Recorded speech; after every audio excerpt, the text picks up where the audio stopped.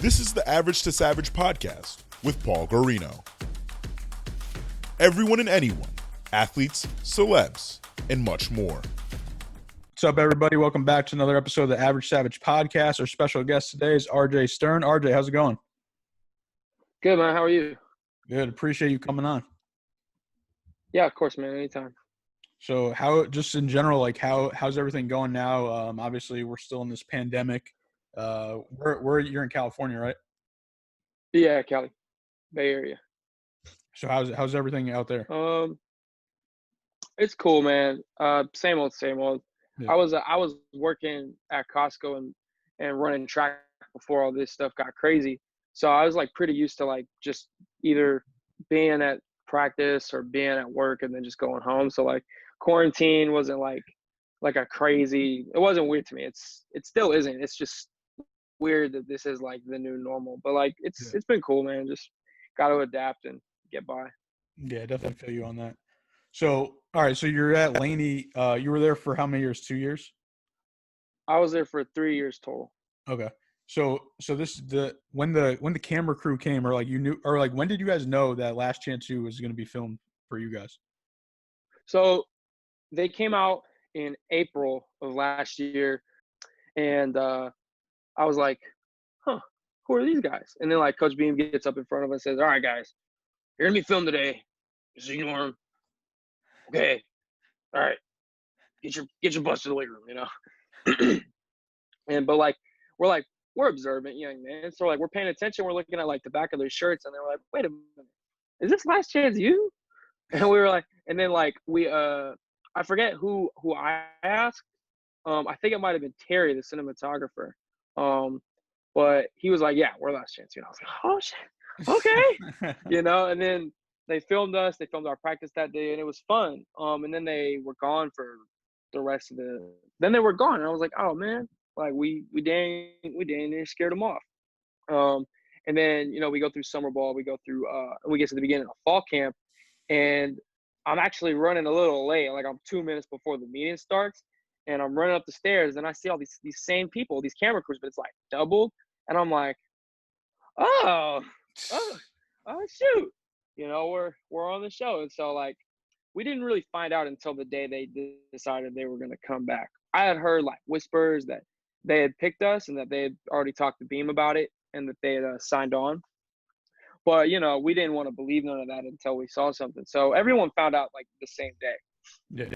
Yeah. That's a dope little story right there.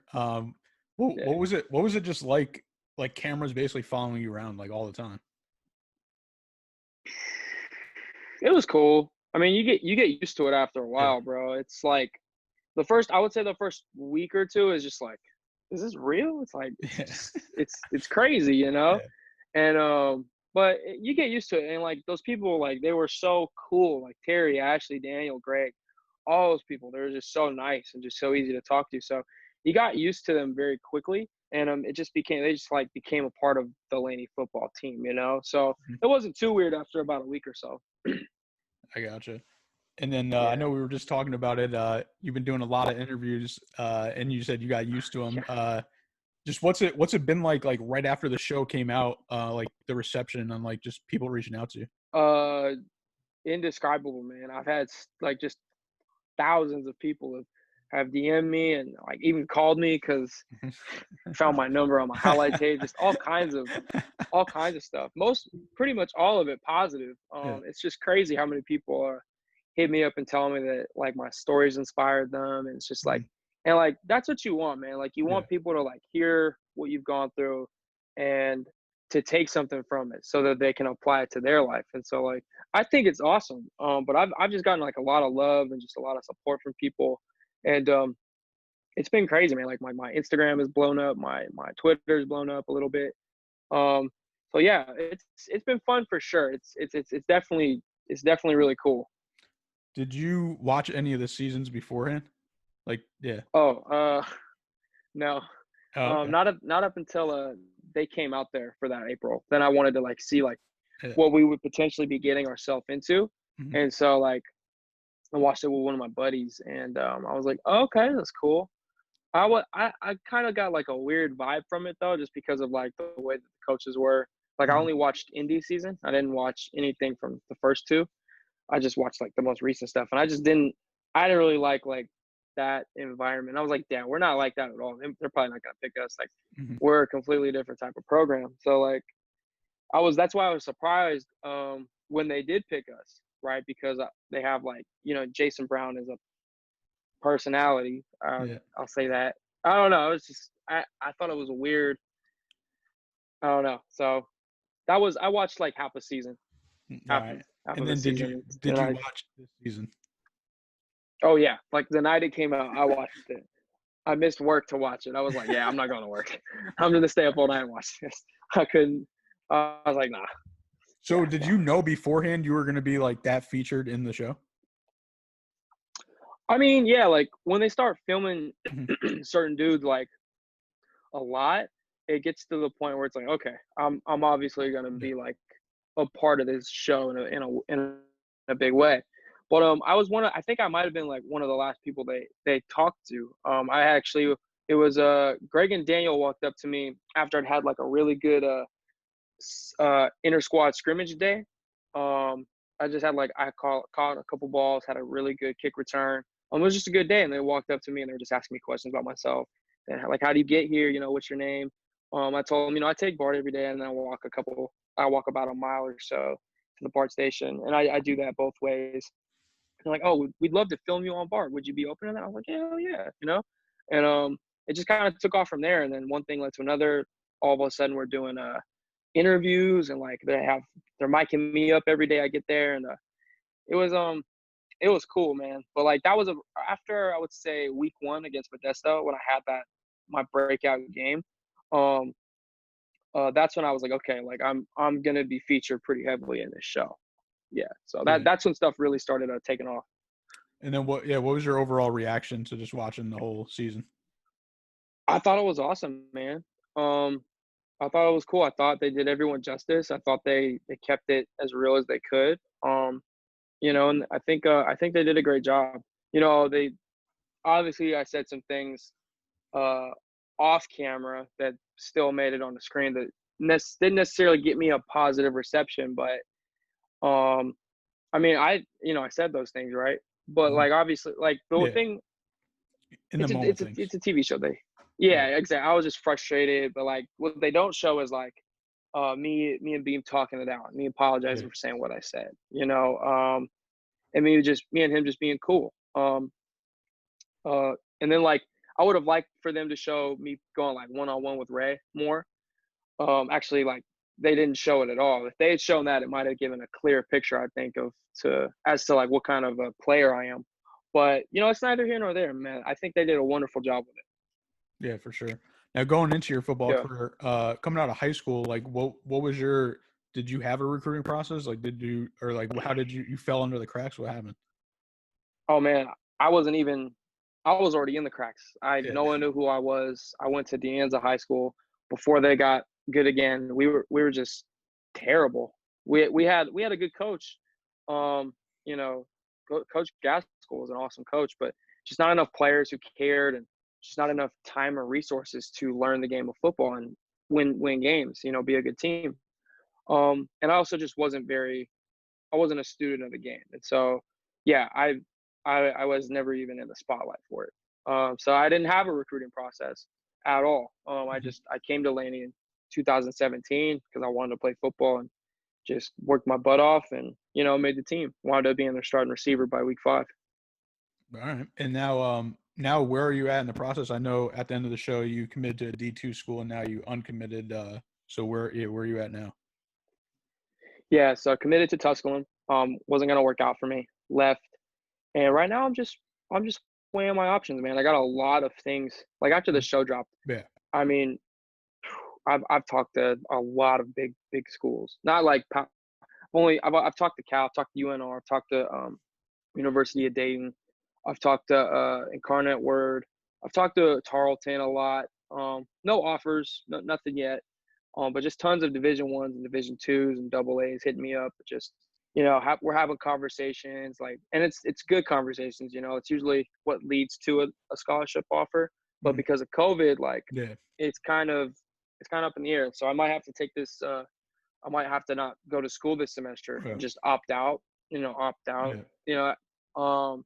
and then just sign somewhere in the spring and then, Yeah. go from there. Yeah, But for yeah, sure. I mean, I don't think there's going to be any college football. I mean, that's what it's looking like right now. yeah, definitely not. I mean, the ACC and SEC and Big 12, they might have a shot at playing, but dude, I don't know how they're gonna do that. I Yeah. really don't. Hey, how many years of eligibility do you have left? 2? I got 2. Okay, that's good. Yeah, 2 for 2. Yeah, so that's why it'll be Yeah. interesting. I'm assuming they're going to give everybody like, I guess it's going to be called the Corona year, like 1 extra year after. Yeah. So we'll see what happens with that. But yeah, I'm sure that will happen. What's your pitch to like a school? Like, why would they want you? I'm not a big talker, man. Like I can talk, but like I don't like just. Yeah. I would just tell a school that like you're gonna get someone who is gonna work his butt off, who's gonna be coachable, who's gonna make plays for you when you need him to make plays. I mean, who's gonna represent your school and your organization and your program the way you want it to be represented. I'm gonna be the prototype for the kind of player you want.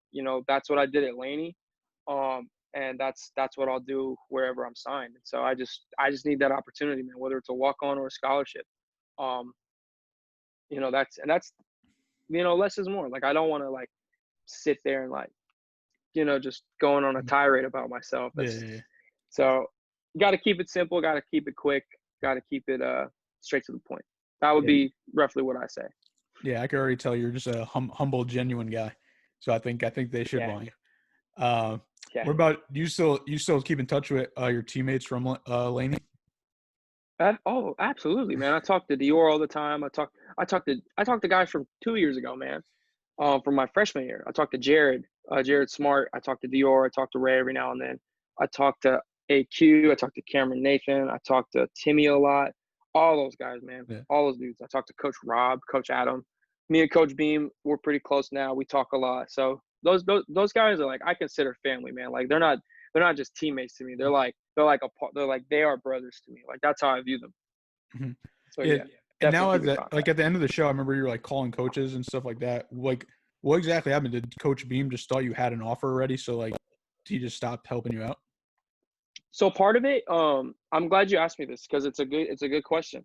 Mm-hmm. So part of it, so after school asks Beam about a player, he will tell that player, he will give out the contact information, and then as far as he's concerned, he's done his job. And he's right. It's not his job to go back and check on them, mm-hmm. right? And so. Yeah, a lot of schools, Division I, a lot of Division II schools, asked about me, wanted to talk to me. And I think he just assumed like, yeah, okay, like RJ's good. Like he's going to get whatever offer he wants at this point. He wants to play, because I told him, I'd like to play in Texas. I'm fine with playing at a Division II. I just want to play somewhere that I'm going to be valued, where I'm going to get the rock, where I'm going to have the best opportunity to get to the next level. And, so I think, yeah, it's just the problem was not a lot of those schools followed up with me. Mm-hmm. Texas Permian Basin, I talked directly to one of their coaches out of practice. We had a pretty good conversation, got his card, and then their head coach followed me on Twitter, and then I tried to get in contact with him, nothing, so it's just a lot of stuff like that. So yeah, I mean, Beam did his job for sure. And, he's still doing his job. He's still trying to help me find a place. We were talking to the University of San Diego. He was helping me out a lot with that. And so, yeah, man. Yeah, that's all there is on that end. Yeah. No, that's awesome though. Because like you said, like the show like portrayed it kind of like he wasn't kind of helping you, but I kind of felt like I felt like he thought you got a spot already. That's why it was just like whatever. But so you could. So that is what he thought. Yeah. So yeah. That's crazy. Yeah. So what about if you had to do it all over again, like last chance would you do anything different? No, man. I mean, I'm not very apologetic for who I am as a person. Mm-hmm. I just went out there and I was myself. So I can't say maybe I'd be a little more aware of what I say when I'm mic'd up, because a lot of the stuff I said I wasn't even on camera.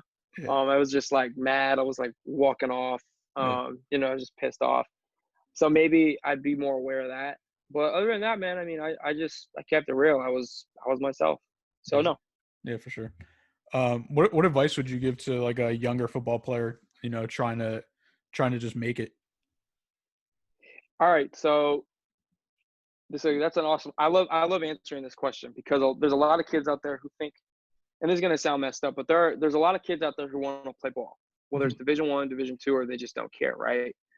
But here's the thing: there's also a lot of people out there, and there's more of these people than not, who they're just like, you're very clearly like not, like you can't play.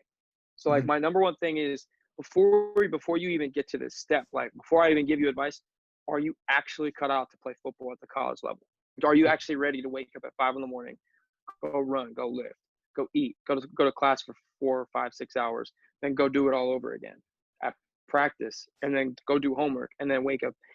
Are you actually ready for that just alone, right? Are you built for that? Are you ready for that, right? And the other question is, can you actually play? Can you actually play ball? So whenever and I believe that and like Will Smith said this, and maybe he got this from someone else, but he who says he can and he who says he can't are both usually right. And so depending on the answer that those people gave me, whether it's a yes or a no, I'll advise them accordingly. But guys who really think they can play, really think they have a shot, I just tell them the biggest thing is you got to focus, you got to be ready to work, but most importantly, you have to believe in yourself. If you don't believe in yourself, you're not going to go anywhere, because you can focus all you want. You can work as hard as you can.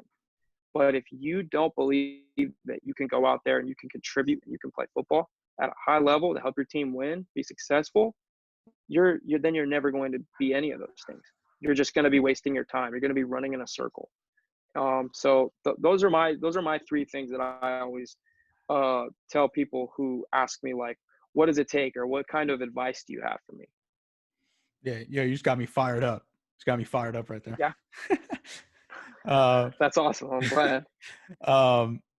Who's like, was there any like cool famous people that reach out to you? Dude, yes. Oh my God, that was the craziest part. So Tariq Cohen, who's one of my favorite football players, was one of my favorite football players in the NFL. Him and Calvin Ridley were talking about me on Twitter. Calvin Ridley said RJ's pretty good, and I was like, oh, like I'll take that. I'll take that. But just those two to name it. But Tariq is a great dude, man. Theo Vaughn followed me, and we had a conversation, so that was cool. Theo Vaughn shows love. Tons of guys from the NFL. I can't remember all the names right off the top of my head, but just to name a couple, like those are some people who have talked to me, who have reached out, who have spoken words of encouragement to me. So just there's more. Like there's much more. Just I'm blanking on names. Yeah. But yeah, so that's been crazy for me. Yeah, I remember I sent you last week that Ben Baller was talking about you guys on his podcast, and he was just like, oh yeah. I don't know if you got to check it out or not, but he was talking a lot about you and Dior and how he could relate to you guys. So yeah, that was cool, because I mean I don't know if you know of him, but he's pretty big in like the music, sports world, everything pretty much. Yeah, I don't know who he is, but I did get a chance to check out that podcast. Yeah. And yeah, that is crazy. Like there's all these people just like writing articles or doing like podcasts or like reviews, and they're talking about me, they're talking about Dior, they're talking about Beam. It's just crazy, it's what's wild. Well, I'll tell you, he's the top of the top. Like he knows everybody. So, and a lot of people listen to this podcast. So since you did listen to it, what did you think of him talking about it? I just thought it was interesting, man. It was kind of my connection was bad at the time, so I only heard the part where he was saying like because I talk about being able to forget my mom and stuff, about like the tough upbringing, like how she was, because I know she has her own problems. And he said he doesn't understand that, and like he wouldn't have necessarily said that or felt that way. And then he went on and tell a story about him and his pops, and it resonated with me, and I was just like, well, I get it, but like, my only response to that would be like, you have some stuff you gotta work through, bro. But it was just crazy, man. Like, because a lot of people aren't so different from one another. Like everybody goes through very similar things, so it just added perspective to my life.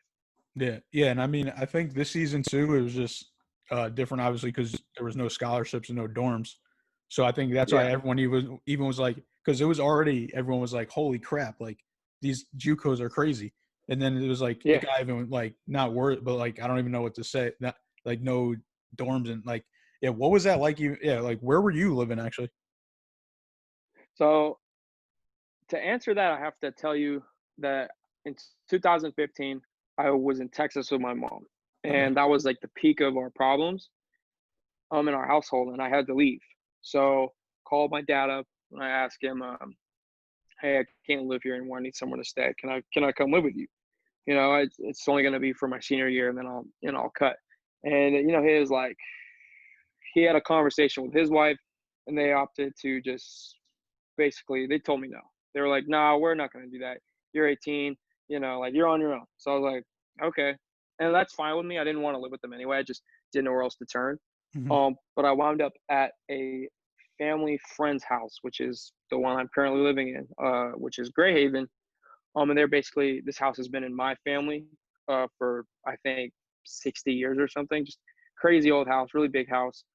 About 13 or so people live here at one time. Pretty much like year round. But I was lucky enough to get a room, and but that my dad knew them through my mom through her side of the family. Well, I'm not. I'm very, very little. I'm not very related to them. It's by like Gotcha. I'm like it's very small relation, but family's family. I gotcha. And like, what else besides football? Like, what else do you like to do? I like drawing. I love movies. I Okay. like watching like good movies and like paying attention to like the way things are filmed, and all that stuff. But I like reading every now and then, depending on the book. Um, I love working out. I mean, really, that's it though. Like my life really just kind of revolves around football and getting better. I also love hanging out with my girlfriend. She's great. Yeah. So, There you go. she's been very supportive. All right, you ready for some fun questions? We're gonna go from average to savage. Let's do it. All right, who's one person in the NFL that you would want to do a jersey exchange with? Dude, oh man. Like who's in the NFL right now? Yeah.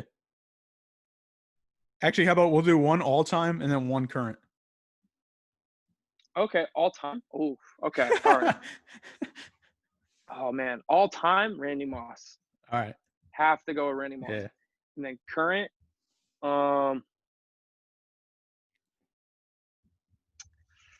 that's a tough one, man. I got a lot of favorite players right now, so I'm trying to think. Just because Tariq showed me love like early on, I'm gonna go ahead and say Tariq Cohen. I've told him that I want that. I want a jersey swap when I make it. So I'm speaking that into existence. So if he watches this, well, he already knows. But yeah, I want his jersey first. There you go. What's something people don't know about you? I mean, not much now because my whole life's on camera, so you guys go check it out. Yeah. Yeah. No, that's a tough question, man. I don't know what people would know about me. There's articles and stuff about me that there's all kinds of crap out there. I guess what I would say is I'm not. I don't know. I haven't really talked to anybody besides my stepmom, who thinks like that I'm like this entitled, uncoachable person. But the show kind of hints or like kind of portrays it that way a little bit. Most people look at it as like, okay, like obviously he's not that way. He's just angry. He's being emotional. Like we get it. But I would just say like I'm not some arrogant, uncoachable, entitled brat. Like what blows my mind is people really think I showed up on John Beam's doorstep, right? And then just begged to complain, told him I was too talented to work hard, and then he starts me. Yeah, like no, like I worked my tail off to start for him and to get play time. Like I played probably like almost every single snap, every single game. So just that, I guess. I think to clear that up. Yeah, I think people that understand football understand like which is a lot of people. Yeah, so because I don't know if you know the YouTuber Flumlo, he's been doing, he's like the day one YouTuber on Last Chance U. He was like, I used to be a wide receiver too, so I feel for RJ when he wasn't getting the ball and stuff. So he backed you up. Yeah. Real recognize real, man. For real. Yeah. Last one. Do you have any questions for me? Any questions for you? Yeah.